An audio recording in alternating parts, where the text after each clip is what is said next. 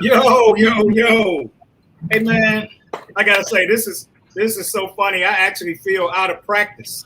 I know. I feel like we've been off for a month. It's been so long since all of us have been together, man. I was grabbing my phone and trying to figure out what I was supposed to do, and so man, good to see all of you all, man.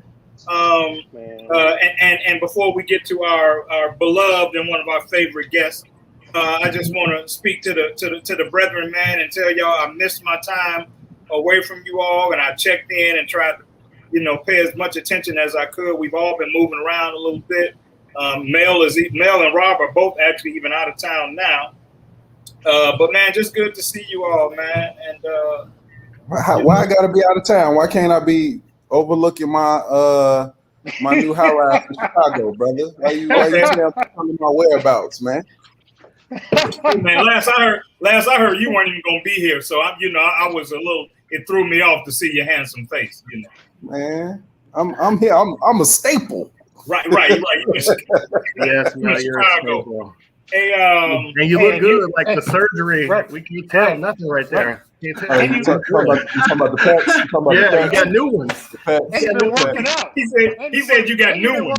Yeah, new pec implants. That's why he's in Miami working. He's working.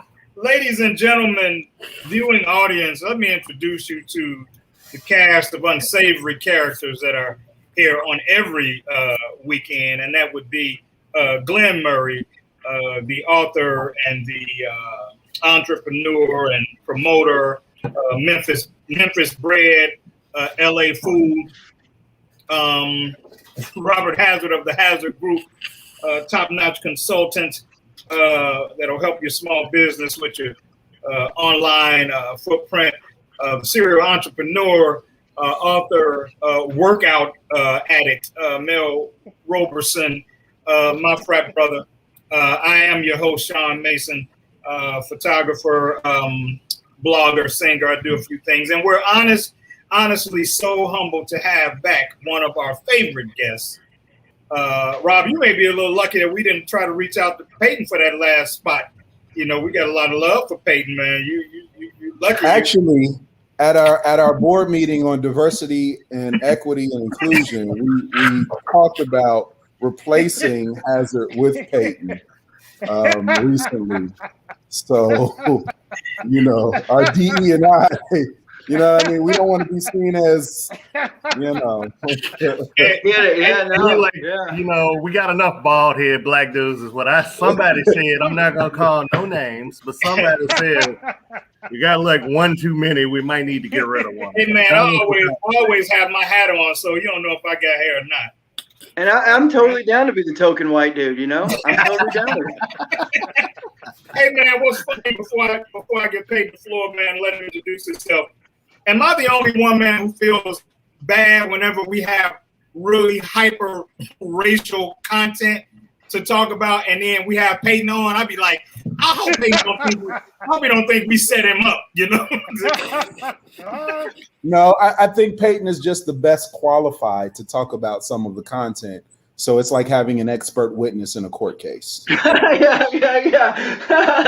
and we've done some of our best conversations about that with Peyton on the show, if you think about it, because you've been on like 3 or 4 times now, Peyton. Yeah. And we got some great conversations. We got some acknowledgments that we want to make. But Peyton, why don't you first, man, jump in and tell everybody who you are and how you came to be on The Cave, and then we'll wait till the end to kind of make sure everybody knows what you're doing and what they can catch up with you on in terms of the way you're moving around. So totally. Yeah, Peyton Rose. I'm in Golden, Colorado, award-winning author for Long Way Home, co-founder of Alpha Wave Group. We help people optimize their personal, business, and creative lives. And yeah, really happy to be on the show, guys. Like, thanks for having me back on. I'm always so excited to. I feel like I don't even need to introduce like why I know y'all anymore. Hey, man, we only do that for the people that haven't seen you before. We only do that because we know what's up with you, but we do that for the people. To everybody out there, I've known Glenn for 8 years now, Glenn? Yeah, I was thinking about that yesterday. 8 years, dude. Wow. Since we met in Greektown for that meeting in Greektown about your book. Yeah. I drove up from Little Rock. He was like, "Hey man, send me a couple chapters of your book." I was like, "No, man, I'm gonna come up and meet you, and we're gonna talk about this." And I pitched the book and I got that sucker. I got the whole book submitted by the end of the dinner, so I was excited. It was off to the races after that, man. And thanks again for having me on. Originally out of Little Rock, out in Denver now, enjoying the Mile High City, Spartan athlete. Just got done running 2 Spartans this last weekend. Wow. That was congratulations, man. 2 this past weekend. Yeah. Hey man, well, as always, we're glad to see you, man, and we look forward to finding out, what you got going on before we close out. I wanted to give some acknowledgments really quick, man. I wanted to shout out the ladies from Doctor to Doctor, man, for doctors Rhonda Shaw and Nicole West for having us on, man, and we had such a good time. They've already invited us back for a relationship-specific show. So you guys be on the lookout for that. All we're doing is trying to coordinate the best time for us to get together and record that show for you guys. But that was one of the most seamless guest appearances that we've done. And I actually had a conversation with Dr. Shaw today, and we were talking about the fact that the way our shows function are so similar that it was really seamless for us. So I dug that. And I also want to shout out our own lover of life, Robert Hazzard, who I caught on the show Divorce Court. I watched the entire thing, and I meant to get the host's name, but I'll let you share that. Divorce Connection. Is that what it was? That's an oxymoron, huh? Divorce Connection. I know, right? But hey, man, Robert really represented himself well, and he represented us as well. And so I wanted to give him some love on the way he's branching out his own individual brand based on what the show has done to expose the world to him, man. So we're very proud of you, and anything you want to share with us about that experience, certainly take the time to do that before the show is over. We guess we'll keep you, Rob, since you're doing that. You're doing it so well. We overruled Mel. His vote is trying to vote you out. He's seriously trying. On the waiting list. He's like a Republican trying to overturn an election, try to get you out. Wow. Before we jump in, man, am I the only heathen that's drinking tonight? No, I'm drinking, and you should ask me what I'm drinking out of, Shawn. Hey, Glenn, what are you drinking out of? I am drinking out of a glass that is specially made by Esther Kovacs. She is an amazing Chicago artist. She designed this champagne glass for me. Well, not for me, but I bought it. It was nice, and I liked it. But it's hand-painted, beautifully done. And then it's also this wine goblet. She did this one as well. So thank you, Esther, for those. Just wanted to give you a shout-out. I'm drinking bubbly Sprite. Yeah, that's what I'm doing. And real quick, shout out to Gwendolyn Woody for sending me what she promised she'd send me in the mail, some real interesting relationship-based stuff. So shout out to her. I wanted to make sure that she knows I got that, and I appreciate it. So, hey, man, what's that, Rob? This is actually, I picked this up today here in Columbia. It's called 6 and 20, and it's called Old Money. It's a whiskey that is actually brewed here in Columbia, South Carolina. So, so it's actually pretty good, Shawn. I got to check this out, man. I got to break it open maybe before I come back to Chicago. Absolutely. But, black-owned business, ABC liquor store here in Columbia that I spoke with today. Awesome, man. So look, we were in the green room, man, before the show started, kind of bouncing around what we were going to deal with tonight. And in the green room, this topic was flammable. It was hot. It was hot to the touch in the green room. So I figured, man, let's jump right on in this and talk about it. So the actual post that I shared with the fellas read like this. It was clearly somebody young and urban who made the post. They said, moving in with your shouty. Shouty is a great way to speed up the end of the relationship. And then one of the responses was, never move in with her. She either moves in with you or you get a fresh place together. If you as a man go into her space, it is a fundamentally different move and will impact her respect for you, and you will pay the price. Robert, I think that you may have some actual real-time experience with it, so I want you to speak to it first. And I'm not saying that in mocking fashion. I'm saying it in the fashion that you are possibly the best equipped to educate us from something that's not theory. It did come down. Yeah, it did. So give me your thoughts, man, as we move around and talk about this. Well, first of all, thanks for putting me in a hot seat. But I think that what I do, yes. Yeah, you know, when you start out a relationship together, yes, I've been in that experience, actually in two of my marriages, that you know, you need to create something of your own. It's really important. You can't move in with somebody else.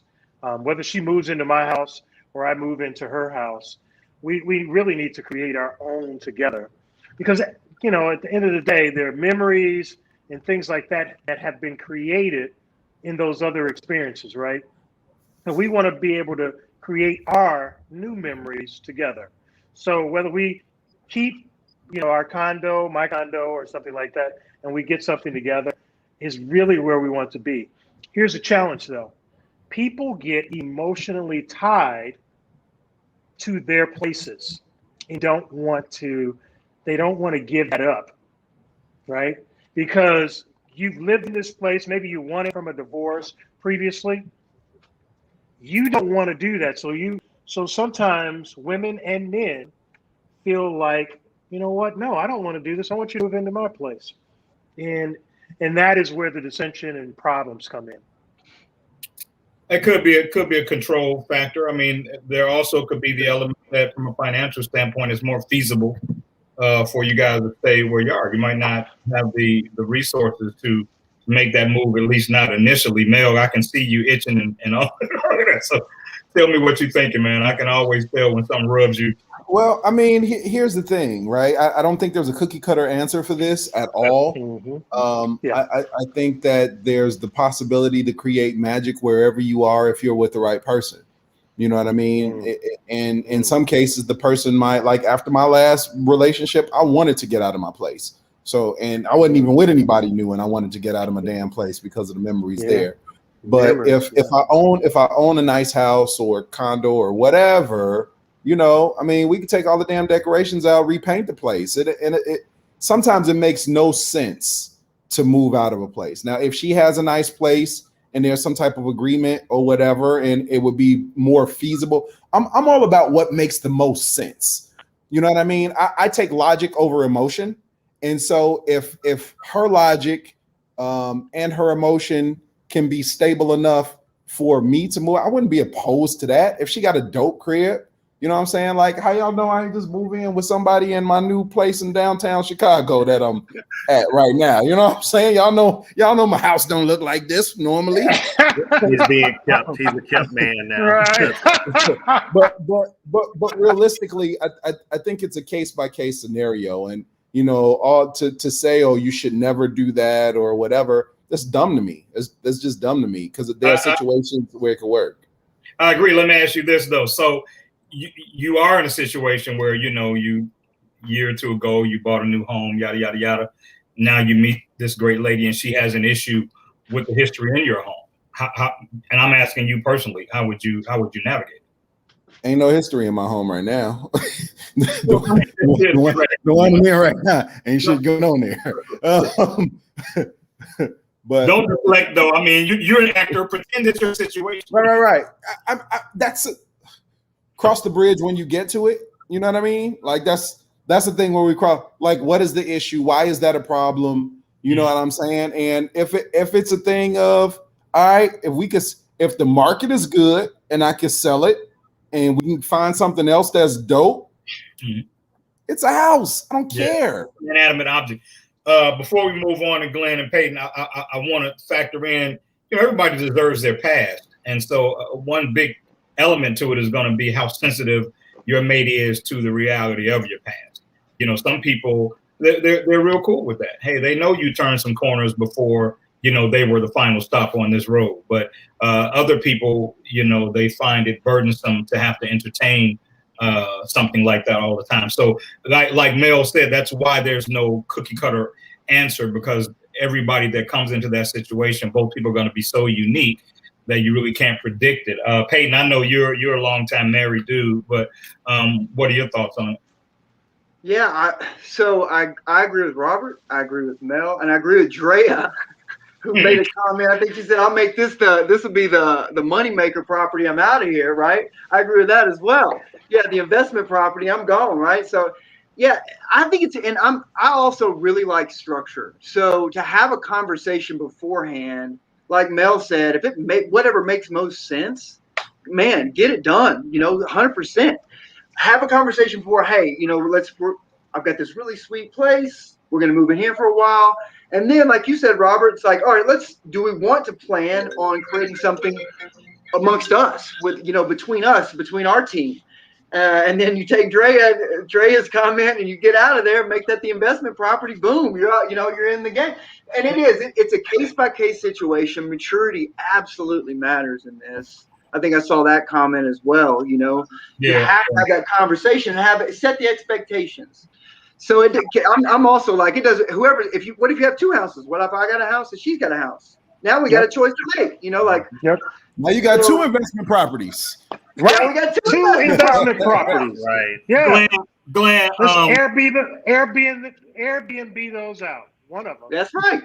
Glenn, before you get in here, Glenn, nobody seems to want to paint it in the way that you have a mate, male or female.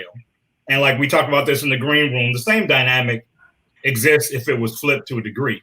But there's a chance that you meet somebody who is adamant and firm about the way they feel about that. We're talking about it in a way that we're able to bring our logic to it and navigate it. But what if that's not possible? But if you're so worried about the history of my house and not the future of our house, do I need to really be talking to you about moving in together? And I'm a firm believer in signs. I always talk about signs and burning bushes and all the stuff I need to see. But I mean, seriously, if you're talking about that, I mean, but at this age, your maturity matters and how you handle situations matter. Nothing is going to be a perfect fit, unless we're getting together and buying a whole brand new house, new construction and all of that together. Then that's a wonderful thing if we can do that. But if we can't, yes, the voice of wisdom. Thank you. I love that. Who called me that? Nobody. Nobody. That's the producers. Glitch in the matrix. That's what glitch in the matrix. The producers trying to help you out. So about time I got some respect. As long as I got a place to hang my Erykah Badu painting and my Sade painting. Y'all been to the house. Yeah, I like that Sade painting. You might want to hang that in a close place and not too close to the door, because somebody y'all sell everything in the divorce. I'm buying that Erykah Badu painting. I got deals on Sade.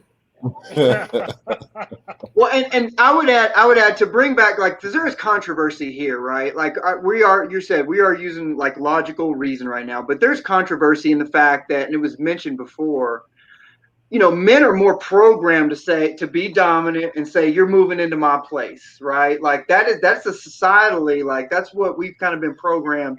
And and it sounds like, it may be that we've finally reached a maturity level where we could talk from a more objective perspective, right? But like there is like that. It's our challenge to break down that programming that says like masculine dominate, you move into my place. Like it's more about the conversation. Like let's have a conversation on what's best for us as a team, and as a unit, So yeah, but what do you think about that? What do you think about that programming? I mean, is that I think you're right. I think you're right. Real. Yeah, I think you're right. I mean, I could swallow my pride if she's got like a oceanside condo. Like Mel's. For example, I hate to always be the devil's advocate, man, but the reality is, and I've been on that side, and because, Peyton, of the way we're programmed, and because men are so much more comfortable being in that space and saying, hey, come on, baby, move in with me, yada, yada, yada. I do think that it takes a particular kind of woman to, especially in conflict, not weaponize some of those things.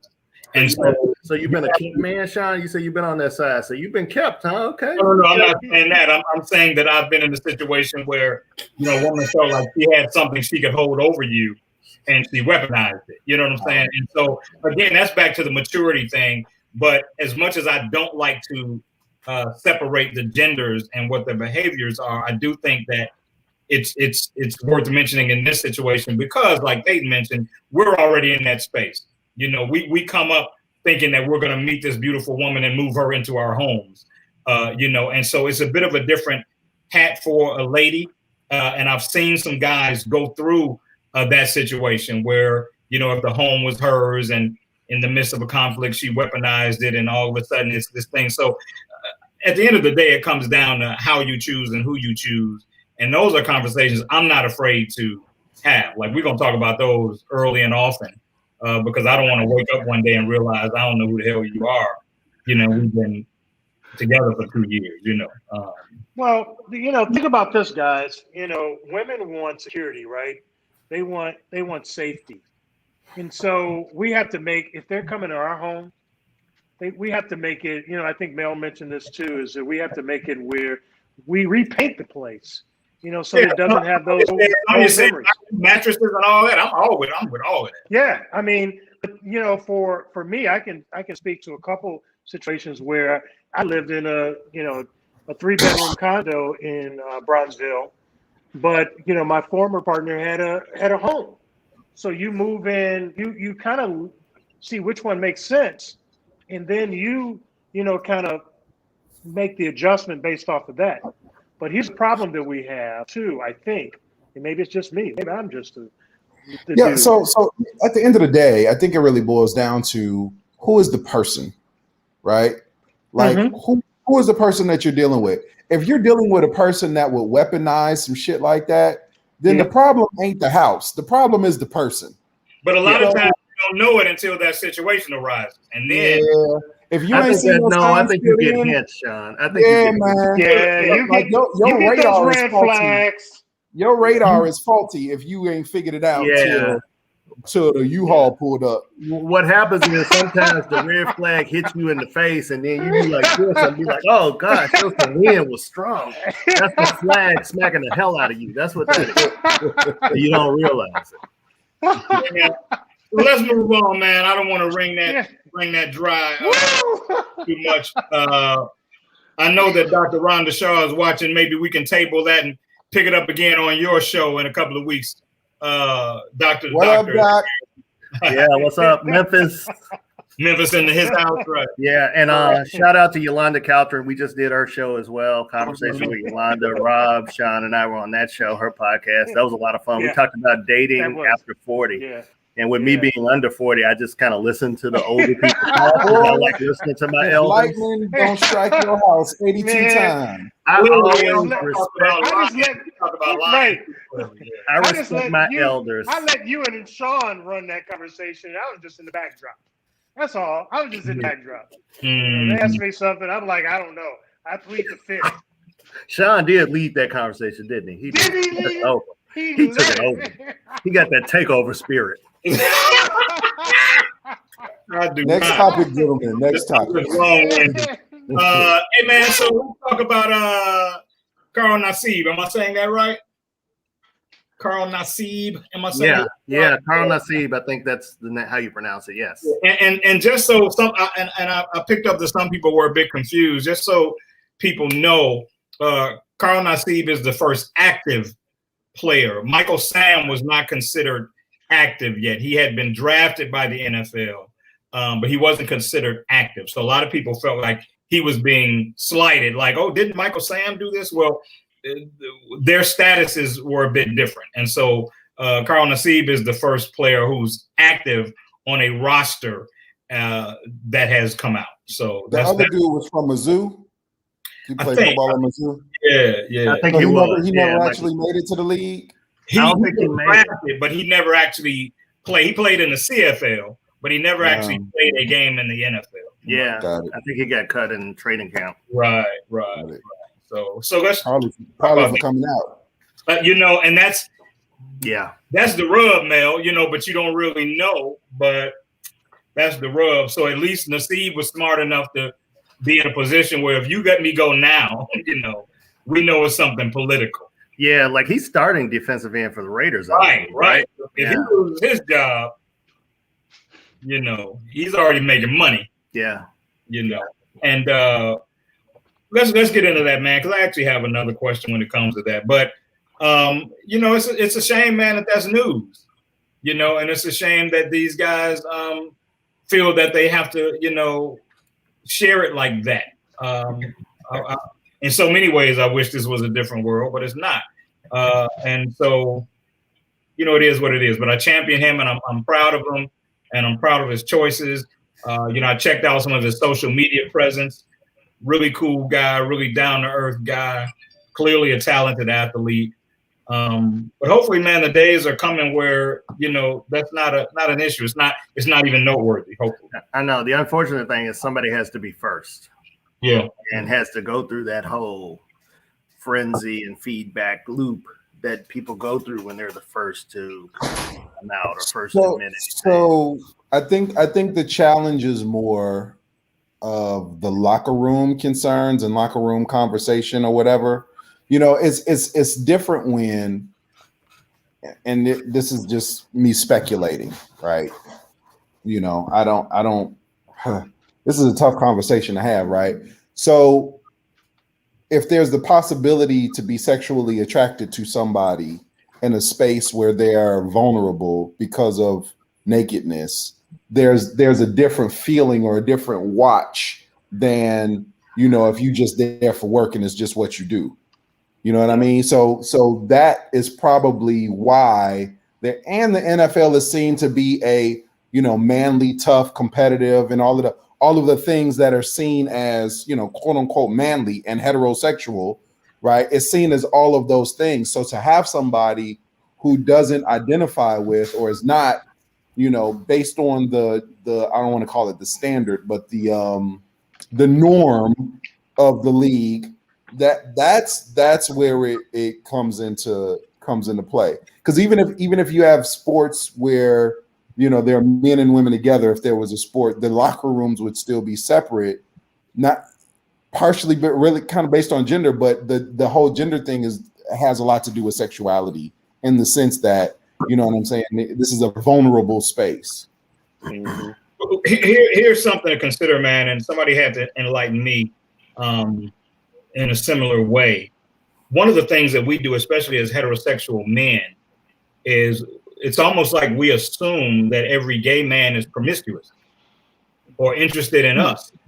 You know, this gay man, as far as I know, he could have a committed relationship. He could have a husband, and of all the men and he rolling around on the turf with nothing. Just hear me out, Mel. Just hear me out. They would get, yeah, but you're having a seizure over it. They could no interest in him at all.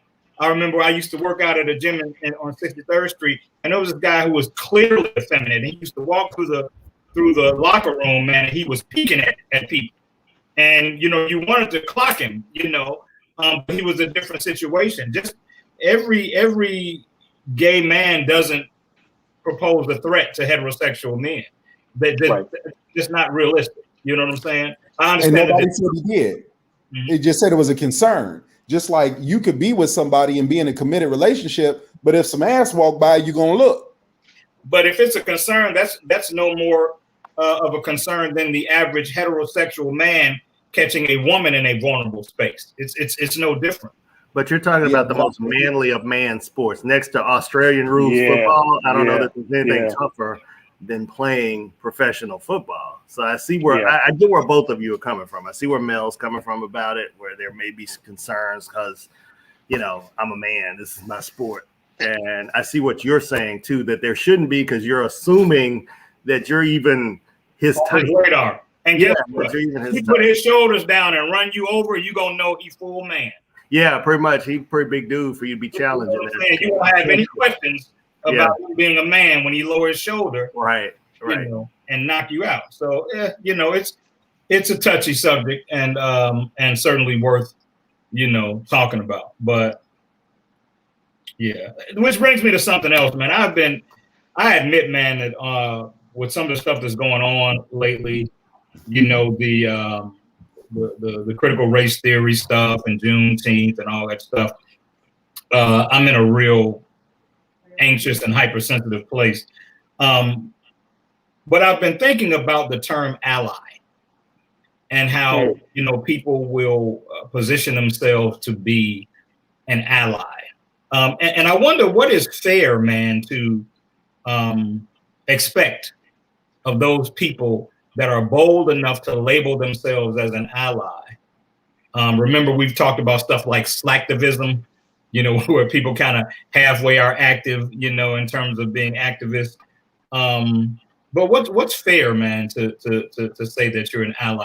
And I can cite Peyton, for example. I can go by Peyton's page, and I can see that he uses his platform, you know, to speak about things that have to do with just making the world a more balanced and fair place. But then I know other people that claim themselves to be allies, but you get no energy.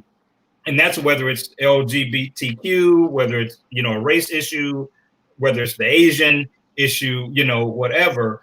But they never actively present themselves that way. And so it makes me wonder, man, what's fair to expect of somebody who says that they're an ally behind closed doors but doesn't? Can I take this one? Yeah, of course you can. Yeah, go for it. So I would say it's real love, like real love for a people, a person, real love. And if when it's real, I mean, it's impossible to break. And it's hard to have that.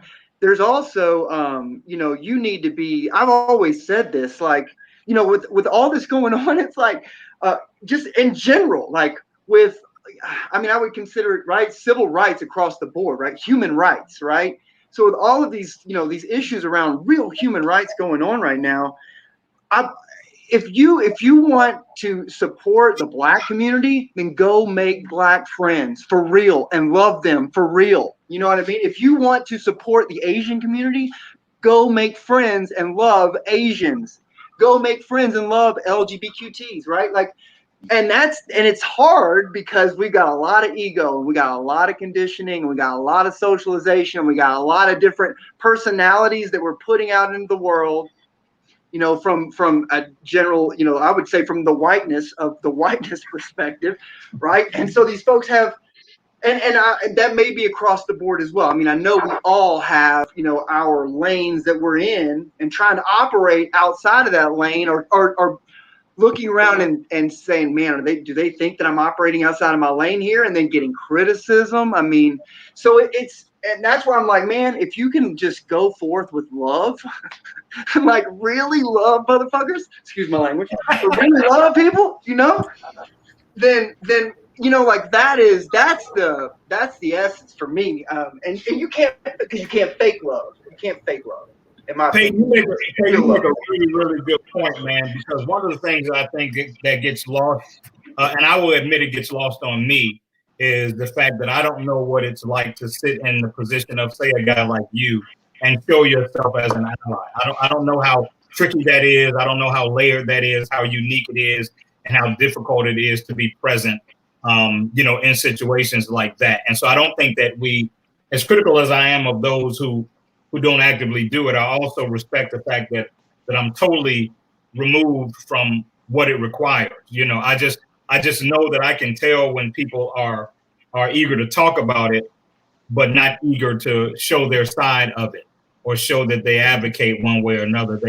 It's more like fodder for them, just banter for them. And so it just makes me curious about it, man. But I think that it makes me crazy. Yeah, it makes me totally crazy. I mean, just like having lived my life and been through like all the negative, like all the crazy, man, some crazy stuff. Having Black friends, you know, like crazy. And it's like, man, y'all, like, I will take all of y'all out. You know, like what are y'all talking about?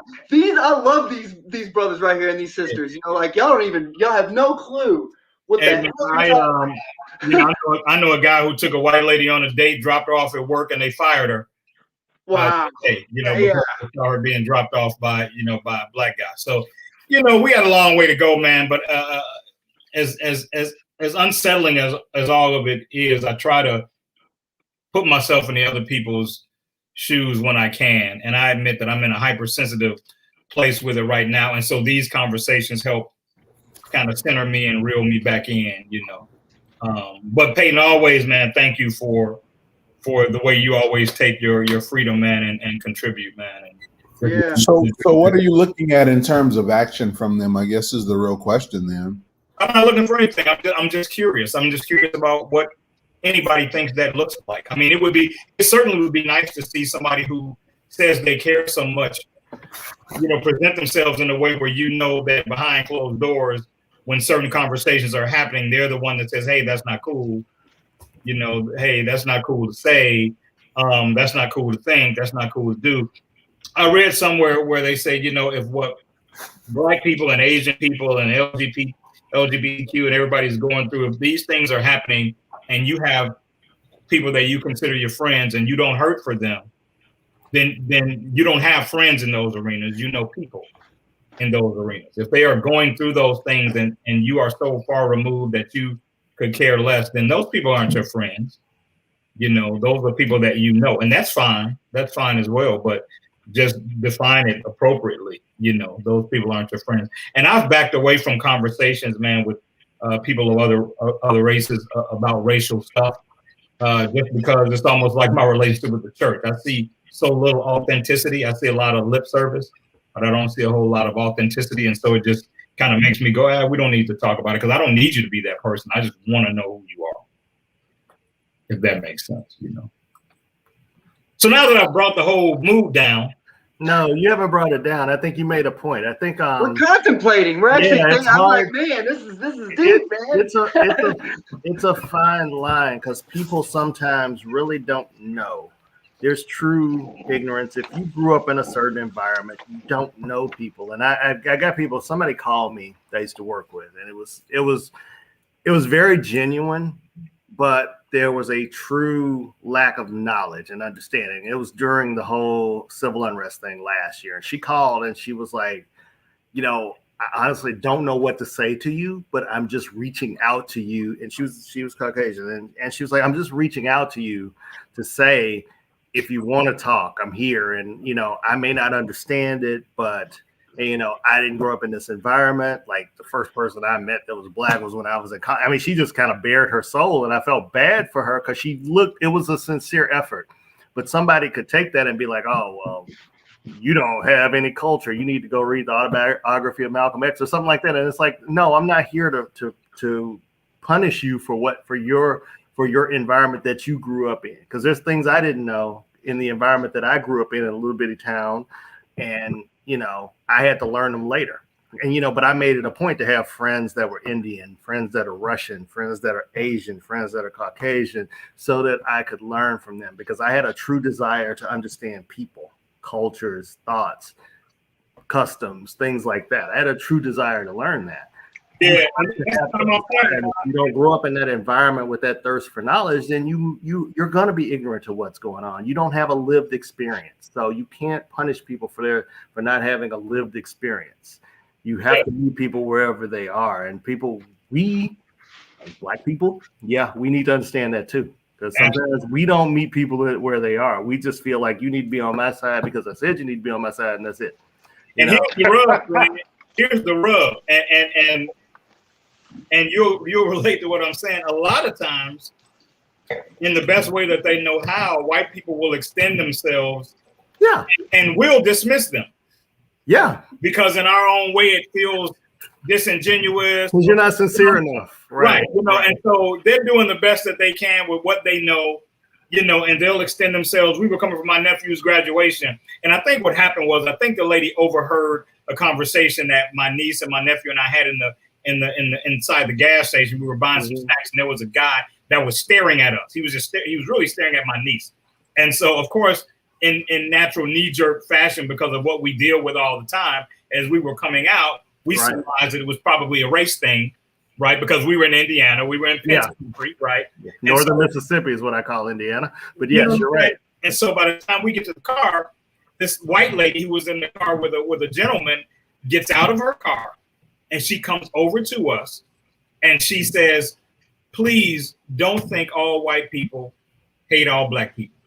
Wow. And so she goes into this long diatribe, right?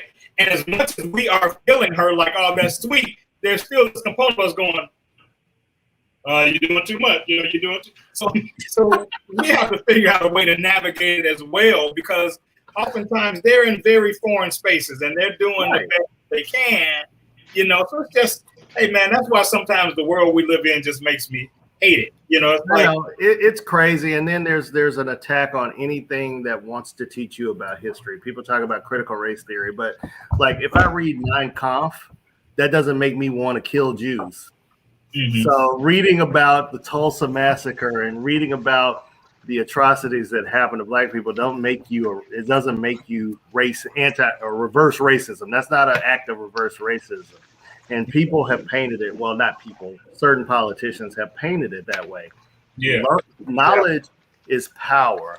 And the first suppression of power is to suppress your knowledge. And that's what people are doing now. When they start to suppress your knowledge, that's an exertion of power on you to control the way you think about things and to control the way you see things. So I was watching something. Effort to do that. I was watching a movie recently, and I can't think of what it was, man. But something they continued to say was, "Ignorance is ammunition."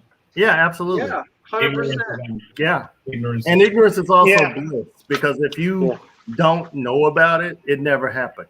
In your mind, ignorance is bliss. It was Black Mirror. It was Black Mirror season 3, the episode Hated in the Nation. I think Hated in the Nation. Yeah. Can we acknowledge something real quick? I know some people are out of town and eating pizza and all this other stuff. No, he's not out of town. He's he's right down on Lakeshore Drive in his new my new condo in Chicago. Man, in his new condo. And I'm eating chips and everything else. And I see this pizza and all this other stuff going on. There with is it pepperoni? Can you? No pepperoni, bro. I don't eat meat like that. You don't? Okay. And so then he's still eating it. Like is Mel making you hungry, Rob? Is that what you're saying? Making you hungry? That's what I'm extremely hungry. I left the gala tonight so that I could get back here and hang with you guys. It's the man cave. I was in my cave. Hey man, check this out. So we got about 15 minutes left, and I'm going to fire this next topic off, and I'm going to let Big Peyton be the first to address this one, because I think that technically he probably has the most experience, even though Rob may have as much fractured experience. I feel some kind of way right now. Let me take a chip. You're triggered, Rob. You're triggered. Take a drink, Robert. You don't need a chip. You need a drink. So Peyton, I'm gonna pitch this to you, and then everybody else can kind of deal with it after Peyton rings it out as best he can. So the question is, what's your fighting style? There will inevitably be road bumps in your relationship, but figuring out the best way to communicate can help diminish any volatile arguments. The solution is not to avoid tough conversations, but instead learning to fight fair. So Peyton, you've been married a while. What's your fighting style when you and the missus find yourself in conflict? So you go to the basement and hide? No. Yeah.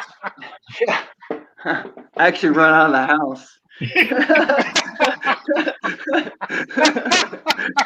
And we all know you can't catch. That's why he's running those. That's why he's doing his marathons.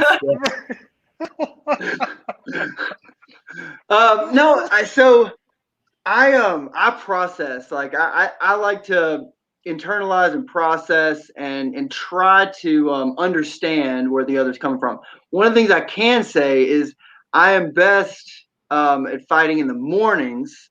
At night, best in the mornings. Yep, very, very talented at fighting in the mornings. Night is no good. It's a terrible time. It's not pretty. But yeah, so but I really like to try to listen. Now that doesn't always work, but trying to listen from it's, I don't want to say the silver lining, but most of the time when an argument ensues, or when a disagreement starts, there's something, it may be, like you didn't cook dinner, or, it's something small. It's something what, like it seems almost benign, right? Like, what, you're mad because I didn't do what? And you have to listen and be patient, listen and try to understand there's something beyond that. Most of the time, it's not just because you didn't cook dinner, or you didn't do this one little item. There's something else going on that's deeper that I've really been working on from a relation, like from being able to live in a more complete, holistic, and understanding relationship, trying to listen and understand what's going on behind the emotion that I'm seeing and experiencing at that moment. So that's I don't know if that's my style as much as I'm working on making it my style.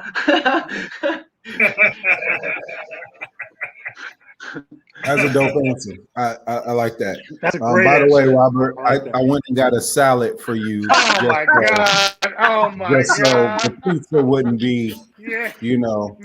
I don't want to make you hungry. I know.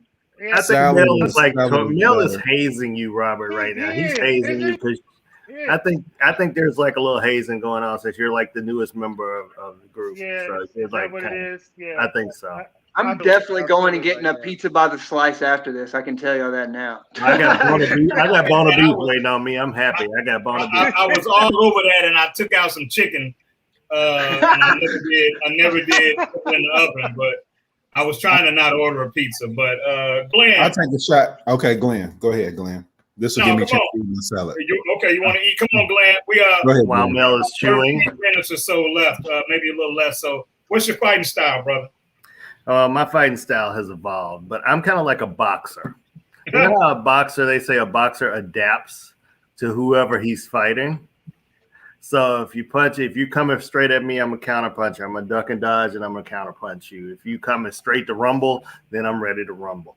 So I had to get better about my fighting style because I was told that I don't fight fair, and I think that's an Aries trait, that we don't fight fair, because Aries believe in it's a fight.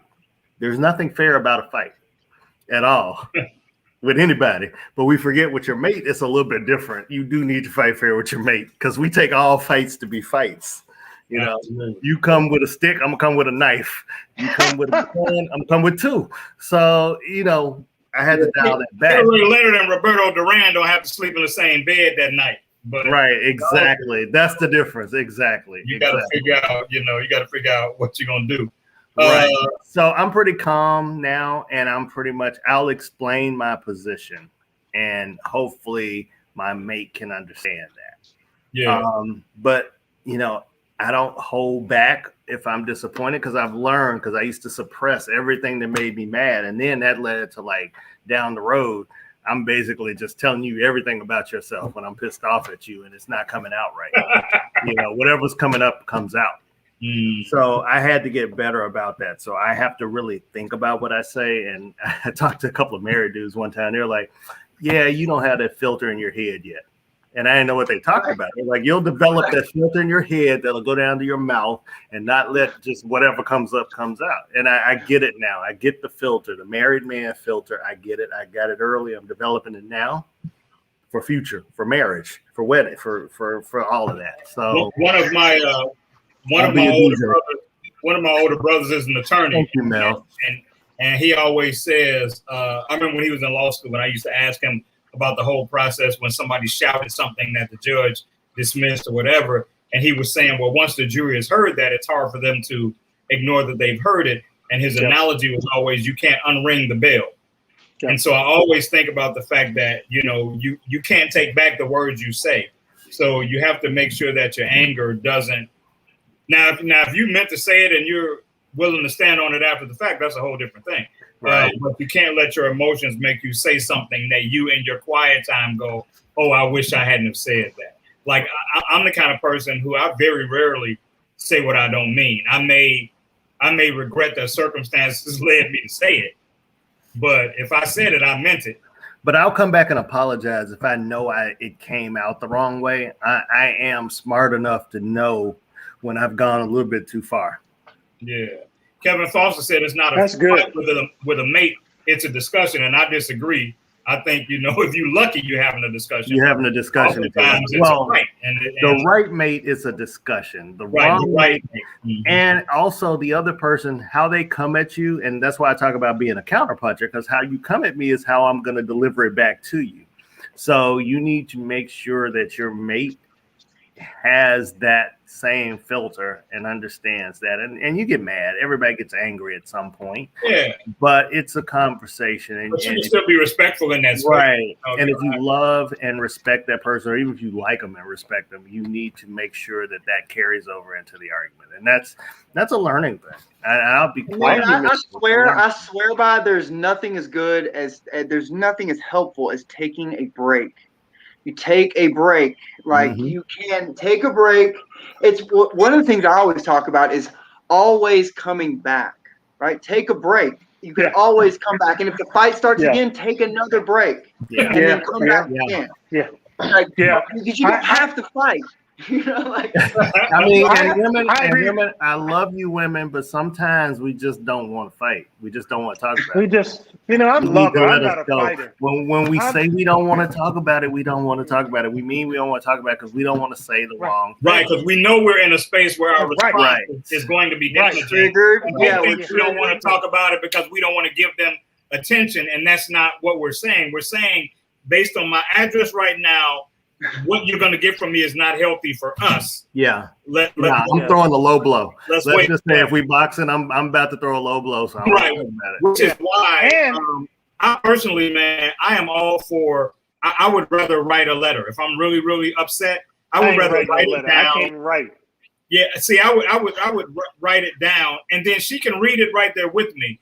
But what I eliminate is that back and forth, because the minute somebody hears something that triggers them, they stop listening and they start preparing their response because you pissed them off. That is true. You don't hear everything that you said. So the next two sentences may have been something that brought them some peace, but they're so pissed that they don't hear those because you triggered them with something that you said. So I like to write stuff down and let somebody, and I always say, read it when you're not upset, and we can talk about it afterwards. And that way we don't have to fight. Yeah, I try not to end sentences with "that's your problem."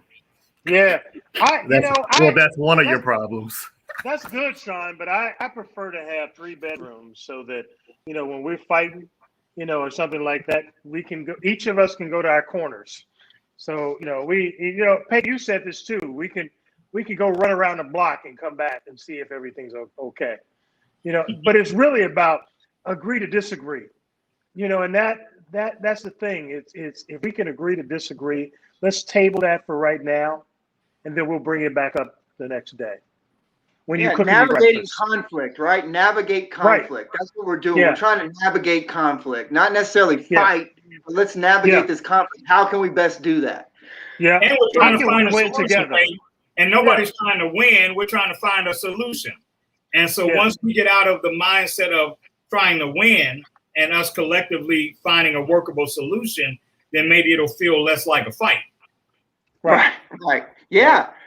I mean, that's a fight. Yeah. Nobody wins. Nobody wins in these. In these, this, Peyton. In marriage, it's supposed to be a team, but nobody wins. So that's why you have to go walk the dog. I go walk the dog on a block a couple of times.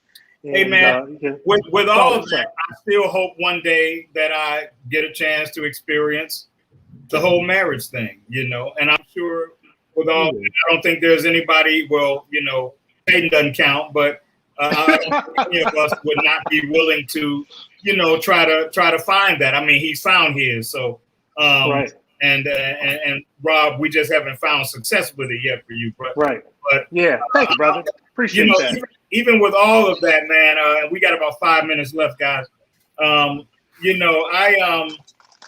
I certainly have my times where I'm very content and peaceful sitting on the sidelines, but I would be lying if I didn't say I didn't fantasize about being able to come off off the bench and one day finding that and having that and it being, you know, all of that. I remember when I bought my first car, I used to read articles and they used to say it comes with a whole lot, you know. So when you get your first car, be ready for the time when that first flat happens. Be ready for the time when you have your first fender bender. You know, all of that is a part of owning it. So, you know, I'm still ready to have all of that. That first fight, that first disagreement, that first thing we have to work our way through and see how committed we are, you know, to what we're doing. So, you know. You will. There's no, You know, there's no failure, just pre-success. Remember that. Yeah, you know, and let's think about this, brothers. We talked about the fighting and all this other stuff, but let's bring it back to, you know, Michael Jackson. Can we just get along and can we just cuddle? You know, can we pull this all back together? I mean, at the end of the day, let's just cuddle and, you know, drink some wine and Yeah. The lover of life wants to cuddle. Hey man, we got about 4 minutes, a little over 3 minutes, man. And I want to let Peyton tell us what he's doing. If there's anything new going on with him that we need to share and make sure that people can watch. And then we have a bit of an announcement that we have to make to everybody, fellas. So Peyton, the floor is yours for the next couple of minutes. Yeah, you can catch me on Facebook, just doing my thing. That's my social media avenue, Peyton Rose, Long Way Home. Or you can also message us at alphawavegroup.com. If you're looking to optimize, give me a holler. I'm always open to messaging on Facebook as well. I like to talk about how we can best optimize ourselves so we can perform both at home and at work and out in the world. New stuff coming out, working on a couple of pieces. I'll keep everybody informed. I've got a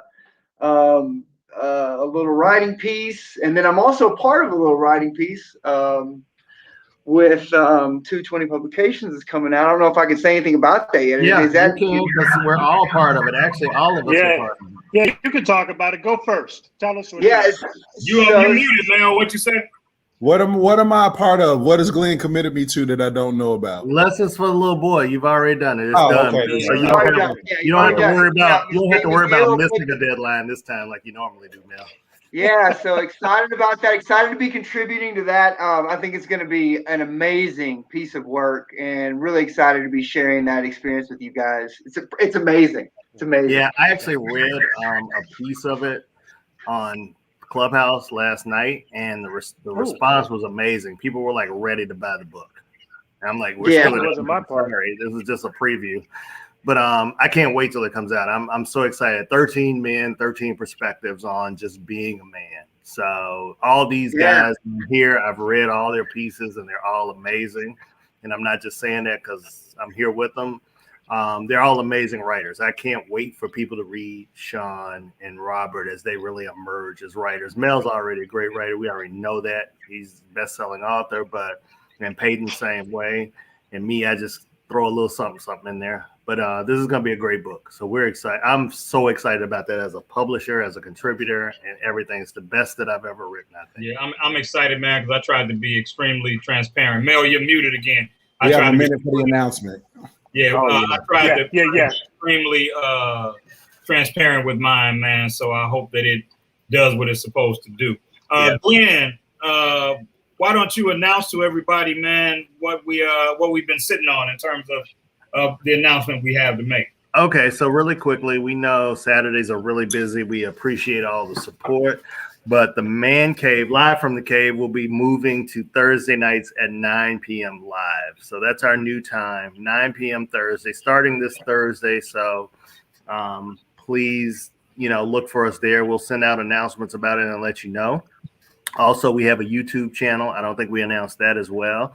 So Live from the Cave now has its own YouTube channel, so you can see all of our episodes on there. So we're excited about that as well. So we're moving onward and upward. We're excited about that. So we hope to see you on Thursday nights. We'll do a replay at 9 on Saturdays, I believe, of the show from Thursday. But if you want to catch us live and comment and interact, then it's Thursday night now. Production team, let me know if we have 1 minute. Do we have 1 minute to spare? Production team, somebody let me know real quick. Yes. Well, somebody Yes. specifically wanted you to answer the fighting style question. You got a minute. Why don't you address that? I don't even need an entire minute. One of the greatest things that I learned from Stephen Covey was seek first to understand before you're understood. And that is what I do when we get into situations, because a lot of times I already know what I know, but I don't know what's going on with my mate. And that's why we got into this precarious position in the first place. So if I can get an understanding of where she is coming from, then I can better answer whatever. And it's not even a thing of that we necessarily have to agree, but if we understand each other's sides, even if we don't agree, and we come from a compassionate place, I think that's the best way to handle it. So I'm a listener. I don't talk when I'm angry. And even if she needs to get it out, I'll let her get it out and I'll say, let me process it. And I promise you, I'll get back to you with my answer. Awesome, man. I'm sure that person is appreciative that I got to you. And guys, again, I'm glad to be back. I'm glad we're all back together. I'm excited about our new night as the world opens up. The Man Cave live from the cave on Thursdays. I saw Mel about to throat punch me. I hear it wrong so many times. I worked out today. I just worked out today. That's all, Mel. That's all it was. Yeah, man. Live from the cave on Thursdays at 9. Peyton, so grateful, man, for you as always. Can't wait till the next time. Everybody watching, you got less than a week to kick it with us again. We back in about 5 days to start the new Thursday night broadcast. So until then, it's been Live from the Cave. We'll catch you on the next round. If I don't get a haircut on Thursday, I can't be on the show. Just letting you Wear know. a hat. Thanks for having me, guys. For COVID? Join us, Indie TV, where you will see the talk shows, movies, drama, action, and comedy. Be the first and see it first. Sign up now for free at Indie TV.